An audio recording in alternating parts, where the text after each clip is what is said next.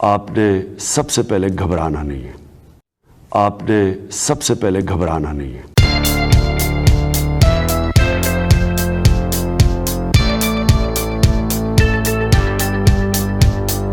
वज़ीर दाखिला राना सनाउल्लाह ने कहा है कि IMF होश के नाखुन ले। पाकिस्तान एटमी कुव्वत है। पाकिस्तान माशी तौर पर कमजोर हुआ तो पूरी दुनिया मुतासिर होगी। IMF को जो है वो को होश के नाखुन ले।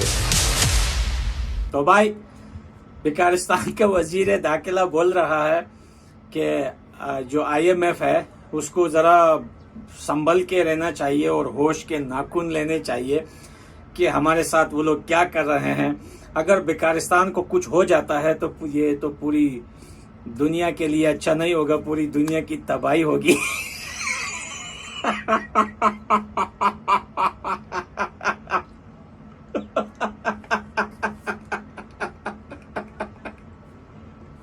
अब यूरोपियन यूनियन ने पाकिस्तान को GST प्लस स्टेटस दिया हुआ है और पाकिस्तान को उस पर स्पेशल कंसेशंस मिलती हैं टैक्स के इसमें। और पाकिस्तान जो अपनी एक्सपोर्ट करता है यूरोपियन यूनियन को उसके टैक्स वगैरह में, तो यूरोपियन यूनियन ने पाकिस्तान से कहा है कि आप सज़ाए मौत को ख़त्म कर दें वरना हम GST प्लस ख़त्म कर देंगे।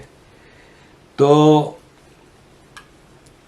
लेट्स सी, पाकिस्तान ने तो मना कर दिया है, GST प्लस ख़त्म हो जाएगा। एक क्रम्बलिंग तबाहशुदा सोसाइटी और तबाह हो जाएगी। ये जो खुशियां मना रहे थे FATF की, भारत ने इनकी खुशियों पे एक बम गिराया है। भारत की आर्मी ने, जो मैंने परसों वीडियो लगाई थी कि 33 पेज की 33 पेज की एक डोसिए निकाली है पाकिस्तान की भारत में टेररिज्म की विद प्रूफ्स। अब वो FATF को जाएगी और अभी बहुत कुछ FATF को जाने वाला है। और जब ये पाकिस्तान आएंगे तो इनके साथ क्या होता है लेट्स सी। लेकिन उम्मीदें रखी हैं कि सितंबर अक्टूबर में पाकिस्तान ग्रे लिस्ट में से निकल जाएगा। इसकी एडवांस में मिठाइयाँ भी खा चुके हैं और पूरे पाकिस्तान के जितने टब्बर हैं ना, चाहे वो आर्मी है, चाहे वो PTI है, चाहे वो नून लीग है, चाहे वो जरदारी हैं, अभी भुट्टो हैं, सब क्रेडिट भी ले चुके हैं उसका। ये बड़े बड़े झटके हैं जो पाकिस्तान को लगने हैं। इकोनॉमिक सूरत हाल ये है कि LNG ख़त्म है। मैं कई दिनों से बता रहा हूँ कि इंडस्ट्रीज़ बंद हैं, LNG है ही नहीं कि इंडस्ट्रियाँ चलें। अब हमारे प्रधानमंत्री शहबाज शरीफ कतर भाग रहे हैं, कतर के शेख के पाँव में गिड़गिड़ा के भीख मांगेंगे कि भाई साहब थोड़ी LNG दे दो। पैसे नहीं मांगना भाई, उधार पे दे दो भाई। कहेगा भाई साहब कितना उधार दें भाई, दुनिया भर का तो उधार लेके बैठे हो। या शेख प्लीज़, मर रहे हैं प्लीज़। तभी LNG लेने के लिए कतर भाग रहे हैं। 12 हफ्ते का पेट्रोल रह गया है और बिल्कुल ही हालत ख़राब है। इनका हिसाब किताब समझ में आने वाला नहीं है।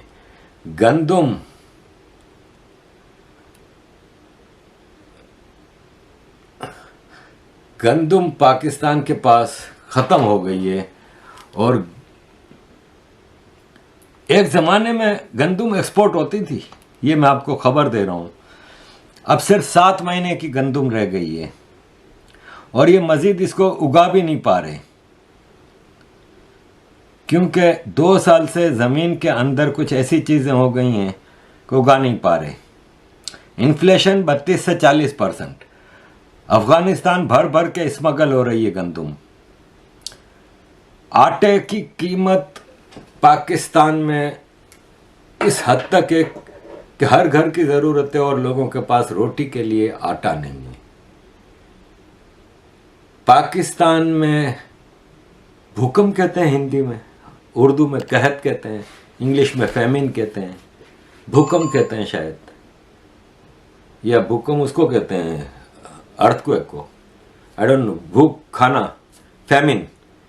फैमिन वाली सूरत हाल हो गई है। अजीज दोस्तों, ये तो हो गई इकोनॉमिक सूरत हाल।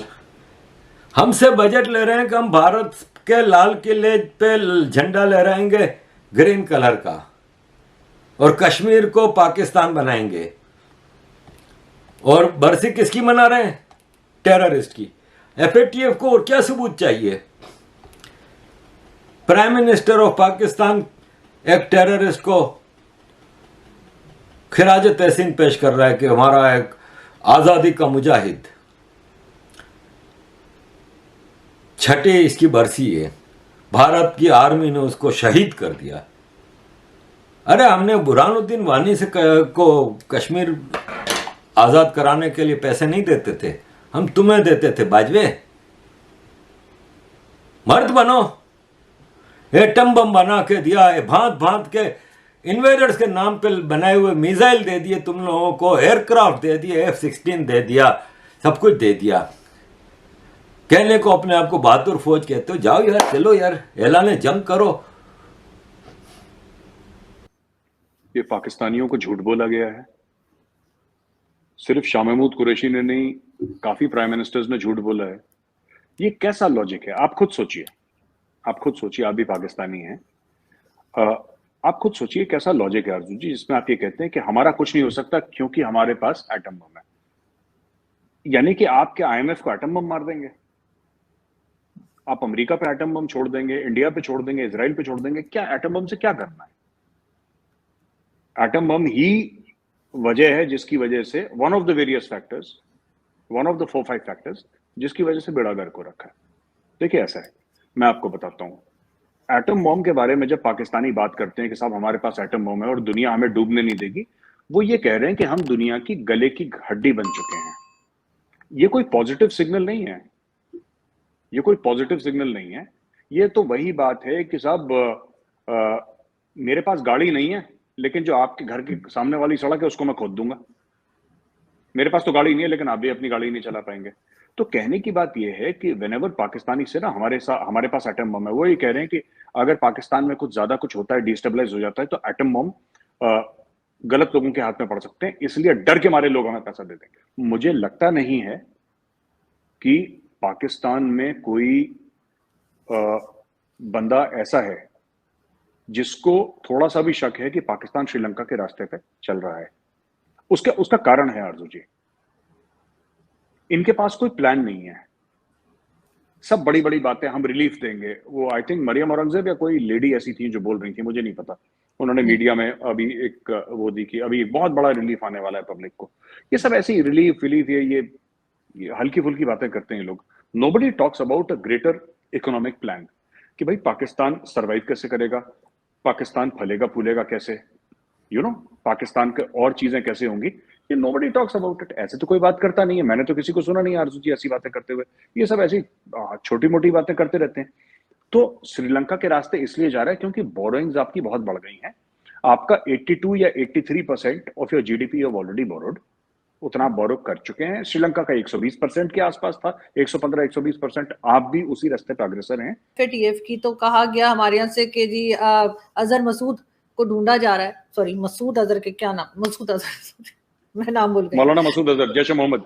जी बिल्कुल, मौलाना मसूद अजहर जो है उसके लिए कहा जा रहा है कि जी ढूंढ रहे हैं, उनको सर्च किया जा रहा है। और एफएटीएफ ने कहा है कि जी हम अक्टूबर में जो है वो आएंगे पाकिस्तान। तो आपके ख्याल से क्या हमारी एजेंसीज जो है उनको नहीं मालूम कि वो कहाँ है?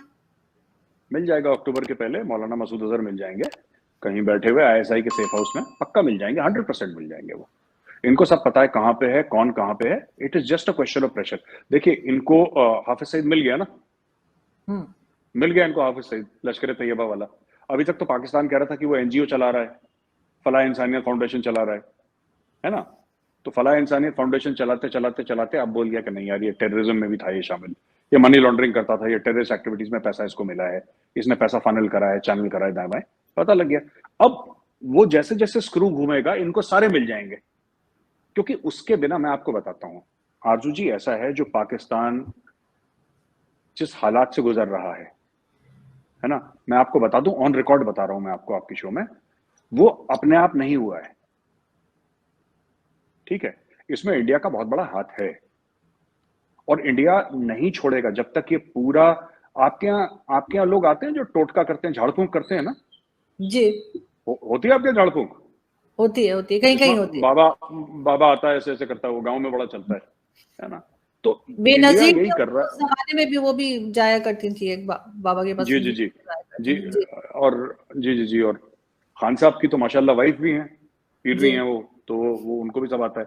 तो कहने की बात यह है कि भारत जो है वो झाड़ फूंक कर रहा है भूत निकालने के अंदर से। ये कश्मीर का भूत, लश्कर तैयबा, जैश मोहम्मद, हिजबुल मुजाहिदीन, भारत की तरफ से झाड़ फूंक चल रही है अभी। आप एफएटीएफ की बात कर लीजिए। What is IMF? IMF is the United states of America. बिल्कुल। आपने नाम बदल दिया तो उससे क्या फर्क पड़ता है? आईएमएफ, वर्ल्ड बैंक क्या है ये? आज की तारीख में आईएमएफ ने क्या बोला है पाकिस्तान को? एक तो हम आपको $6 अरब नहीं देंगे, पहली चीज, और दूसरी चीज, अगर आपने चाइना से पैसे लिए तो फिर तो हम आपको बिल्कुल नहीं देंगे। यही बात सही हुई है। बिल्कुल। तो ये मजीद लिया देखिए था चाइना से, मजीद लिया था। जी, बात यह है अर्जू जी की जितना होगा ना, जितना भारत के खिलाफ एक्शन होगा, ठीक है, जो ये कह रहे थे कि इंडिया ये करेगा, लाइन ऑफ कंट्रोल पार करेगा, आपको लगता है इंडिया को लाइन ऑफ कंट्रोल पार करने की जरूरत है? बिल्कुल नहीं जरूरत है। उसके बिना ही इतना दर्द हो रहा है कि लाइन ऑफ कंट्रोल क्यों पार करेगा इंडिया? आराम से इंडिया बैठा हुआ है। तो अगर पाकिस्तान चाहता है कि सब कुछ ठीक ठाक हो जाए, तो फिर ये अपनी पॉलिसी, आप कश्मीर को सपोर्ट करिए, पूरा हक है आपका, आप अपनी आवाज उठाइए, लेकिन टेररिज्म बंद करिए। लेकिन मुझे एक चीज और मैं आपसे समझना चाहूंगी लास्ट में, मेरे साहब के बिल्कुल, ये जो मसूद अजहर हैं या हाफिज सईद और इस तरह के दूसरे कई जो पाकिस्तान को कहा जाता है एफएटीएफ की तरफ से भी, आपके ख्याल से पाकिस्तान इन्हें क्यों सपोर्ट करता है, क्यों छुपा के रखता है और फिर बाद में निकल भी आते हैं हमारे यहाँ से? इसलिए ये कहना कि हमारे यहाँ होता ही नहीं, ये इससे हमें क्या फायदा क्या होता है? आरजू जी, फायदा होता था एक जमाने में। आज की तारीख में आप कुछ देखिए, बात ये होती है कि जब आपने किसी के साथ रिलेशन डेवलप करा, ठीक है, इतने सालों का, तो उनकी पहुंच पाकिस्तानी फौज के अंदर है और पाकिस्तानी फौज की पहुंच इनके अंदर है। ये कोई ऐसे छोटे मोटे टेररिस्ट नहीं है जिनको आईएसआई ने बोला कि यार उसको मार के कोने में नाली में डाल देना। नहीं, ये बहुत बड़े नाम हैं जो कि पाकिस्तानी आईएसआई, पाकिस्तानी फौज के साथ मिलके इन्होंने एक्शन करे हैं भारत के अंदर। जो बॉर्डर एक्शन टीम्स हैं, जो लाइन ऑफ कंट्रोल पार करती थी यहाँ पे, जो एक दो भारतीय फौजी के जो वीरगति को प्राप्त हुए, उनके सर भी उन्होंने काटे, ये सब बात हुई थी। तो मेरा ये कहने का मतलब है कि ये सब एक्शन कर चुके हैं। They know officers in the Pakistani army, ये पाकिस्तानी आर्मी के सर्विंग ऑफिसर्स के साथ काम कर चुके हैं। इन्होंने एक्शन करा होगा तब वो ऑफिसर मेजर होगा या कैप्टन होगा या लेफ्टिनेंट कर्नल, कर्नल होगा। आज वही मेजर जनरल बन गया है, ब्रिगेडियर बन गया है, लेफ्टिनेंट जनरल बन गया है। तो भाई इनकी सारी पोल पत्री इनके पास है ना, अचानक ओवरनाइट आप उनको गायब नहीं कर सकते। तो इसीलिए जब आप बोलेंगे कि साहब हाफिज सईद को, तो हाफिज सईद को बैठ के समझाया जाएगा कि देखिए साहब, हाफिज सईद साहब ऐसा है जनाब, जिल्ले-लाही ऐसा है हुजूर। आप उनको कुछ आरती वारती उतारेंगे ना उनकी, आप उनको प्रसाद खिलाएंगे, आप उनको बिल्कुल मेरा लल्ला, क्योंकि आपने भाई पाल रखा है उसको। जब आपने उसको पाला है हाफिज सईद जैसे सांप को, तो आप उसको आप भी बोलेंगे, साहब भी बोलेंगे, जनाब भी बोलेंगे, और आप बोलेंगे कि हम आपको 5 स्टार फैसिलिटी देंगे, पूरी सिक्योरिटी देंगे, और ये भी बोल देंगे चुपचाप कि आप इसको जेल मत समझिए, ये आपका घर है, आपके सब बीवी बच्चे आपके साथ रह सकते हैं, आप रात के समय पे थोड़ा बहुत बाहर निकलिएगा, वरना बाहर मत निकलिएगा, और इंडिया आपको मारना चाहता है, इसलिए आपकी सिक्योरिटी के लिए अब आप यहाँ पे रहिए। तो चुपचाप रहेगा वो कुछ साल, फिर पाकिस्तान देखेगा उसका क्या करना है। ये एसेट है ना उनका, एसेट पालते हैं। आप लोग दाऊद इब्राहिम को भी ढूंढते रहते हैं, कहते रहते हैं पाकिस्तान को कहाँ है कहाँ है कहाँ है। आप लोग मियादा साहब को कॉल क्यों नहीं करते हो, जो क्रिकेटर है हमारे, उनके समधी है ना, वो आपस में रिश्तेदारी है। हाँ, नहीं, हमने कभी ये नहीं बोला कि कहाँ है कहाँ है कहाँ है, हमने बोला है कि यहाँ यहाँ यहाँ है। वो क्लिफ्टन में रहता है, कराची में, उसका नाम इकबाल सेठ है, उसके पास इकबाल सेठ नाम का पासपोर्ट है, वो क्लिफ्टन में रहता है कराची में, उसके घर का नंबर सब कुछ है।